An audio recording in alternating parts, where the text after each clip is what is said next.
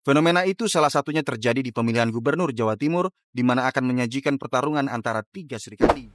Ya, Ngobrolin soal apa, Pak? ya berkaitan dengan pencalonan Bu Risma untuk calon gubernur di Provinsi Jawa Timur. Ibu Khofifah dan Mas Emil ini, karena mereka sudah terbukti kinerjanya, prestasinya. Terbaru PKB akhirnya memutuskan untuk mengusung sendiri kadernya, yakni Luluk Nur Hamidah sebagai bakal calon gubernur di Pilkada Jawa Timur. Saya belum pernah melihat ada sebuah proses pemilu yang sebrutal dan semenyakitkan ini.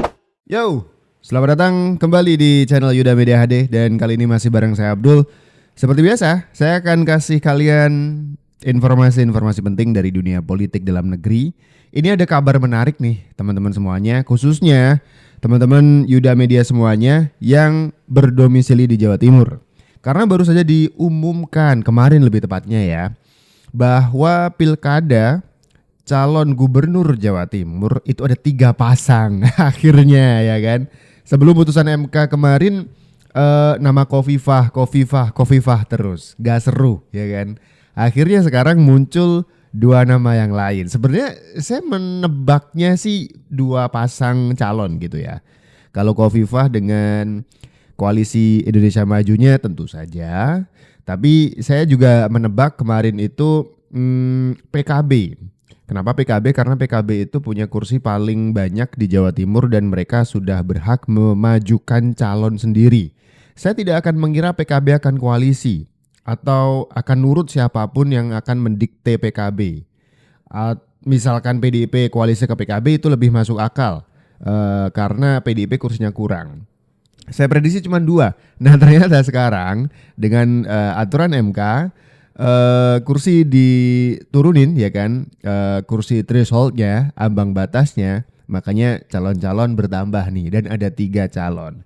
Ini ada Khofifah dari KIM, kemudian Tri Risma hari ini diusung oleh PDIP ya kan. Dan yang menarik adalah PKB itu sendiri yang mengusung Luluk Hamidah untuk menemani, memanaskan, apalagi memeriahkan pertarungan Pilkada Gubernur Jawa Timur. Putusan Mahkamah Konstitusi yang melonggarkan syarat ambang batas pencalonan membuat sejumlah partai politik memanfaatkan peluang untuk menang dalam Pilkada 2024. Fenomena itu salah satunya terjadi di pemilihan gubernur Jawa Timur, di mana akan menyajikan pertarungan antara 3 Serikandi. Pasangan Khofifah Indar Parawansa Emil Dardak yang diusung oleh Koalisi Indonesia Maju atau KIMPLES tidak akan melawan kota kosong. PDIP yang sebelumnya tidak bisa mengusung kandidat sendiri di Pilgub Jawa Timur akhirnya memilih mengajukan cagup dan cawagupnya dengan mengusung Menteri Sosial Tri Risma hari ini. Mantan wali kota Surabaya 2 periode itu pun dipasangkan dengan kader Golkar, Zarul Azhar Asumta atau akrab disapa Gus Hans. Sementara sebagai pemenang pileg di Jawa Timur, PKB percaya diri mengusung kadernya sendiri, Luluk Nur Hamidah dan Lukmanul Hakim sebagai bakal calon gubernur dan wakil gubernur. Nama Luluk menjadi perhatian publik saat ia vokal mengatakan pemilu 2024 merupakan pemilu yang paling brutal sejak reformasi. Selain itu, Luluk juga menjadi anggota Pansus Haji yang menyelidiki kejanggalan dan dugaan korupsi kuota haji 2024. Hadirnya 3 sosok perempuan dalam Pilgub Jawa Timur ini tentu mempertegas bahwa pemilih di Provinsi Jawa Timur relatif terbuka dan dinilai lebih mempertimbangkan rekam jejak dan karakter para kandidat. Jika ditelaah dari rekam jejak pendidikan, ketiga Serikandi berasal dari 3 kampus besar di Jawa Timur yang bisa menjadi ceruk suara untuk mendongkrak suara mereka. Sang petahana Khofifah Indar Parawansa merupakan alumnus Universitas Erlangga. Dia bahkan sempat menjabat ketua cabang PMI Surabaya ketika masih aktif menjadi mahasiswa. Sementara itu Tri Risma hari ini adalah alumnus Institut Teknologi 10 November Surabaya. Dan Luluk Nur Hamidah, alumnus UIN Sunan Ampel atau yang dulunya bernama IAIN Sunan Ampel Surabaya. Tak hanya itu, ketiga sosok perempuan yang akan memperebutkan tahta Gerahadi ini juga memiliki ikatan emosional dengan konstituen yang beririsan, yakni basis pemilih Nahdliyin.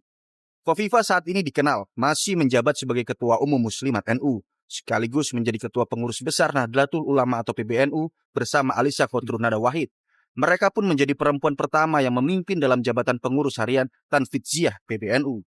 Sementara politisi kawakan PKB Luluk Nur Hamidah sebelum terjun ke politik sempat menjadi dosen di Universitas Nasional dan Universitas Nahdlatul Ulama. Ia juga pernah menjadi Ketua Umum Pengurus Besar Korps PMII, Kemudian menjadi Wasekjen PP Rabito Ma'ahid Islamiyah Nahdlatul Ulama dan pengurus pusat Lembaga Kemaslahatan Keluarga Nahdlatul Ulama atau LKK-NU. Basis pemilih NU juga dimiliki oleh mantan Wali Kota Surabaya Tri Risma hari ini. Risma sempat menyampaikan bahwa ia adalah cicit Mbah Jayadi, kiai yang ikut mendirikan Nahdlatul Ulama. Mbah Jayadi diketahui memiliki 2 anak, yaitu kakek Risma dan Muhammad Nuh, mantan Menteri Pendidikan. Yang jelas, Pilgub Jawa Timur kali ini makin menarik perhatian publik dengan kehadiran 3 Sri Kandi yang akan bertarung sengit memperebutkan tahta Gerahadi. Tuh, menarik nih. Makin seru pertarungan di Pilkada Jawa Timur yang kita tebak dulu-dulu tuh kota kosong. Jadi nggak seru gitu ya, karena sebenarnya saya nggak nebak kota kosong karena PKB pasti akan memajukan calonnya sendiri. Mengingat dia punya cukup kursi untuk calon sendiri gitu kan.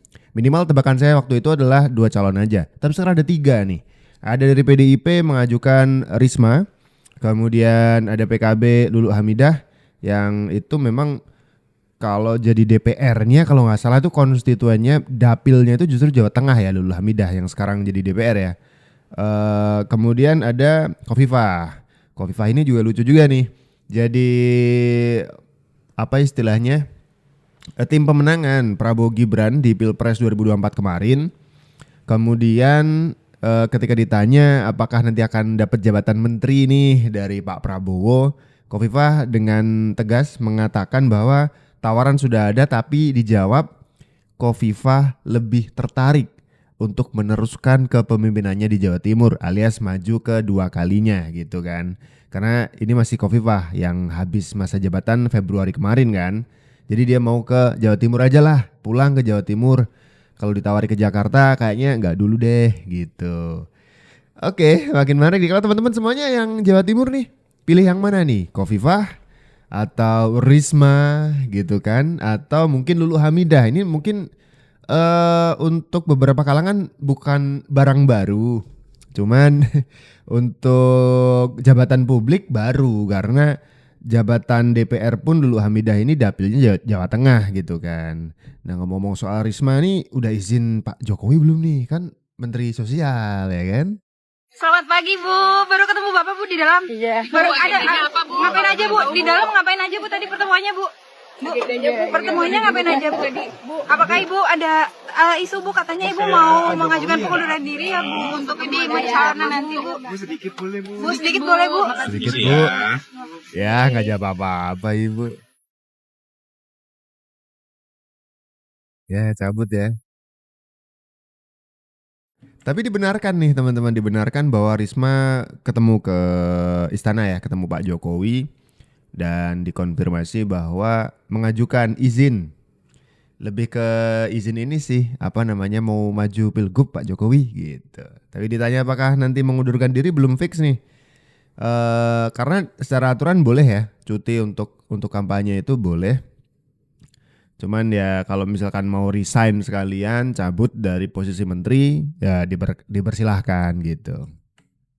Saya nggak mau minta karena ini berat, perkara bukan nasib 41 juta orang di Jawa Timur itu nanti akan melimpah kepada saya. Beda kalau saya jadi menteri. Kalau saya jadi menteri ada Bapak Presiden.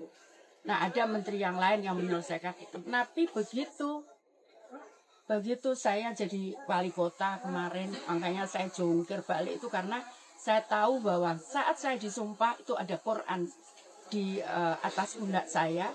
Itu artinya saya bukan hanya bertanggung jawab kepada 41 juta penduduk Jawa Timur, tapi saya bertanggung jawab juga kepada Allah SWT.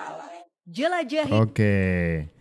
Menurut Risma ini tugas berat, tapi yang namanya kader PDIP itu nggak bisa nolak ketika Bu Mega, kamu maju ke Jawa Timur, gak bisa nolak guys, gak bisa. Di apa namanya pukul kepala kalau nolak, gak boleh. Emang Risma udah paham bener sih resikonya nanti jadi kader PDIP tuh kalau diutus oleh Ibu Ketum mesti nurut ya kan, maju gitu. Oke, tugas berat kata Bu Risma ya, sambil ini loh berkaca-kaca loh matanya ya kan. Tapi ini berangkat menuju ke Jawa Timur teman-teman. Ya. Ngobrolin soal apa Pak? Ya, berkaitan dengan pencalonan Bu Risma untuk calon gubernur di Provinsi Jawa Timur. Berarti tidak mundur ya Pak sebagai menteri Gimana? beliau? Akan mundur atau cuti Ya, Pak? saya izinkan. Pak katanya Bu Risma kan mau mundur dari jabatannya, itu sudah diajukan Ya belum, itu Pak, lebih Pak? baik. Tapi kalau tidak kan aturannya memang juga tidak apa-apa. Oke, itu. Kalau mau cuti aja boleh, kalau mau mundur dipersilahkan gitu. Nah sekarang kemarin tuh yang teriak-teriak Gibran waktu kampanye Pilpres ya kan, jadi cawapres dari Prabowo Subianto, kan mundurnya belakangan ya setelah terpilih. Itu politisi PDIP ya, mulai dari siapa kemarin ya? Mulai dari Hasto kemarin, siapa lagi? Deddy Sitorus. Ada, wah banyak. Itu mengkritisi kenapa mundurnya itu setelah terpilih gitu. Nah ini lagi-lagi nih soal aturan nih teman-teman PDIP. Bahkan Bu Risma kalau misalkan maju di Pilkada Jawa Timur nggak mundur dulu tuh nggak apa-apa, secara aturan boleh. Kalau mau mundur dipersilahkan, kan begitu. Ribut dong sekarang, harusnya ribut ya. Majuin Risma nih, suruh mundur. Seperti Anda yang kemarin itu ini nyerang Gibran gitu ya. Gitu harusnya yang imbang. Ibu Khofifah dan Mas Emil ini karena mereka sudah terbukti kinerjanya, prestasinya membanggakan yang dapat meningkatkan kesejahteraan rakyat Jawa Timur, dan kita perlu mereka untuk akselerasi mempercepat kemajuan Jawa Timur sebagai salah satu provinsi kunci di Republik Indonesia.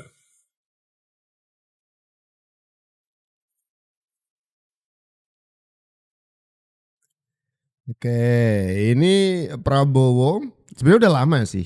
Ini video sudah beberapa bulan yang lalu. Sudah firm, sudah fix mendukung pasangan Khofifah dan Emil Dardak gitu ya. Seperti yang saya ceritakan di depan tadi, di salah satu podcast interview, kalau tidak salah waktu itu dengan Ipang Wahid di podcastnya Kumparan gitu ya. Itu ditanya nih, Khofifah kan memang secara survei tinggi nih namanya di Jawa Timur, jadi pasti maju dong gitu. Sebenarnya itu udah nggak perlu dibahas lagi, sudah tidak menarik. Maksudnya nggak menarik tuh udah nggak usah dibahas lagi, ya pasti gitu. Yang lebih menarik adalah ngebahas siapa wakilnya.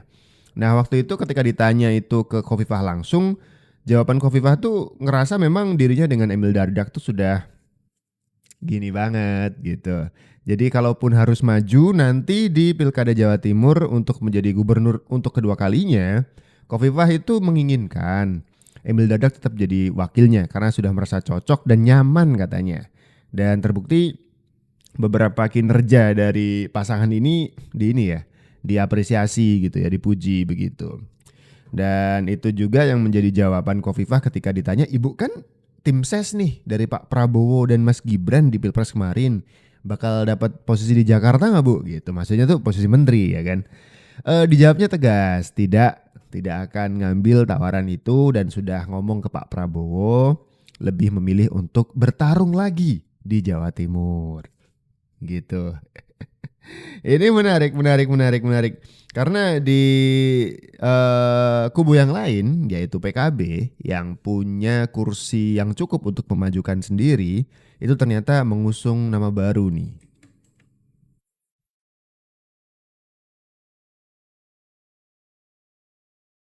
Putusan Mahkamah Konstitusi yang mengubah syarat pencalonan di Pilkada membuat partai sibuk bongkar pasang kandidat kepala daerah mengejar tenggat pendaftaran Kamis 29 Agustus 2024.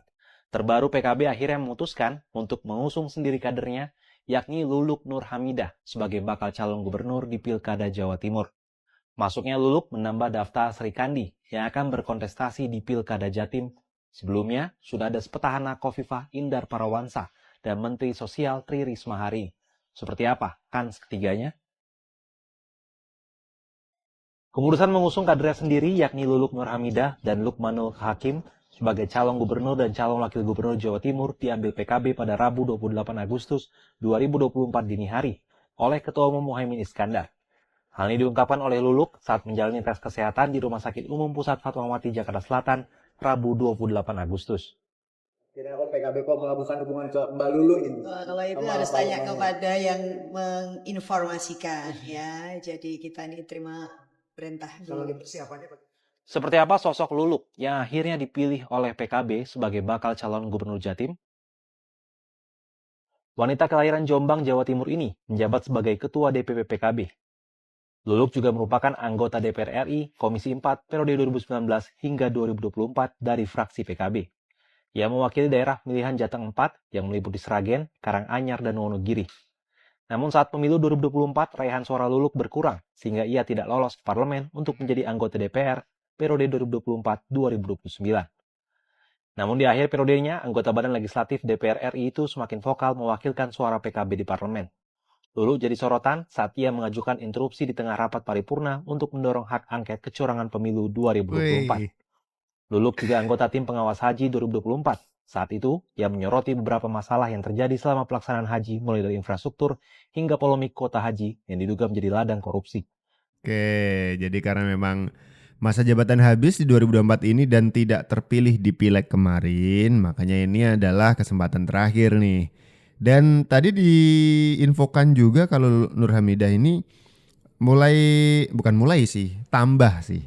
tambah vokal ketika di akhir-akhir masa jabatan sebagai legislator atau anggota dewan gitu, karena di 2024 seterusnya dia tidak lagi terpilih menjadi anggota dewan.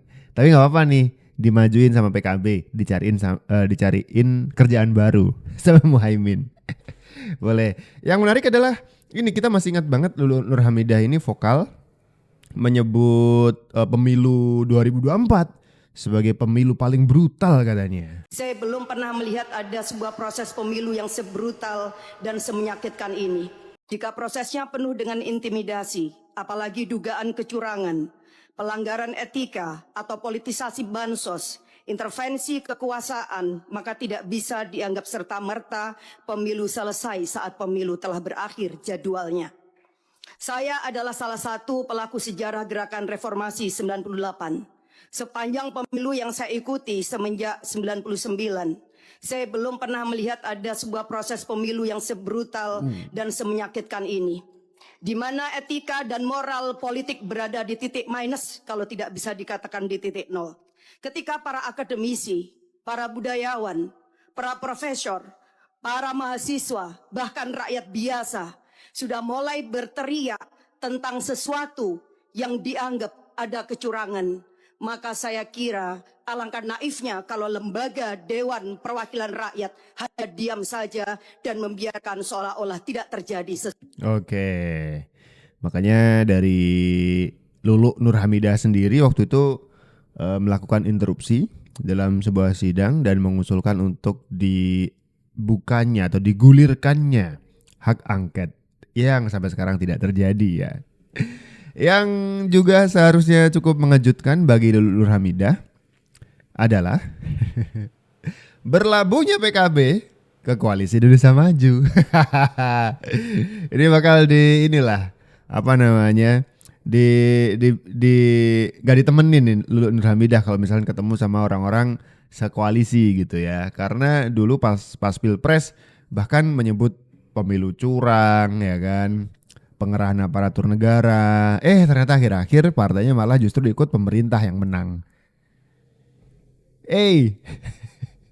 Gimana dong? Oke, segini dulu video kali ini. Kita ketemu lagi di video-video selanjutnya. Saya Abdul, salam.